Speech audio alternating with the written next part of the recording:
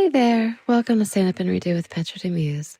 This is a podcast about trying something new, not doing the same thing over and over again, but realizing you need to do things in a different way, and you redo it, you stand up, and you redo. I'm a 55-year-old woman. My name is Petra, and I am so happy that you're here with me today. This does not have my usual intro or my usual music, and that's okay, because I want to change it up. I'm going to stand up and redo. But I want to just dive into what I've done this week, just my own personal self. Usually I have a really intense topic that I talk about, like peace or dating or traveling. But today I just want to talk about taking a walk on the bay as a 55-year-old woman. And I'm going to start with that. It's going to be just this quick little essay or poem. And I hope you listen to it, especially if you're a 55-year-old person or even a 75-year-old person or 85 or maybe 45. But listen, because it's going to be really good. A 55-year-old woman walking on the bay. She's watching the shore fishermen just throw their lines in, catching sand sharks, horseshoe crabs, and the occasional striper. And she's just soaking it all in. Children splashing, playing in the water, porpoises, that's what we call them, but bottlenose dolphins, like leaping out of the water. It's almost like a surreal scene, and it's beautiful. And guess what? Imagine that 55-year-old woman as a 5-year-old little girl running down with her cousins to the shoreline, sitting her butt right in the cold puddles of the water and diving her hand down into the sand, lifting it up and making the most elaborate, beautiful drip castle with her cousins. No tools, only tools are her fingers, but the castles that they made were beautiful. Okay, the 55-year-old woman as an 8-year-old little girl, her and her best friend on old inner tubes that her mom got from Dallas, cheap little inner tubes that they got from the local convenience store, floating around in the bay. They don't even mind. The sun is just beating down on their little tiny shoulders and their knees and their thighs as their butt sinks down between the tube into the cool water. And their fingertips and toes are just touching the water.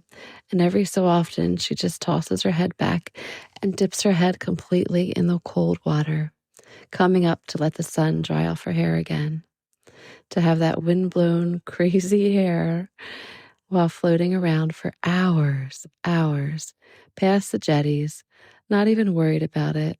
Guess what? Mom's home cooking dinner, aunt's home cooking dinner. While these little girls are floating around in inner tubes, loving it and feeling perfectly fine because no matter how far they go out, they know that they can swim back. Okay? 55-year-old woman.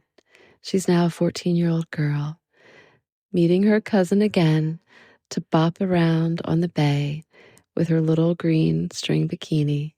This time, not building sandcastles or floating around in an inner tube, but walking for miles, so conscious about burning calories and just bopping around every so often, running in and splashing in the water to cool off when they get too hot. But goodness, don't want to mess up those perfect tan lines.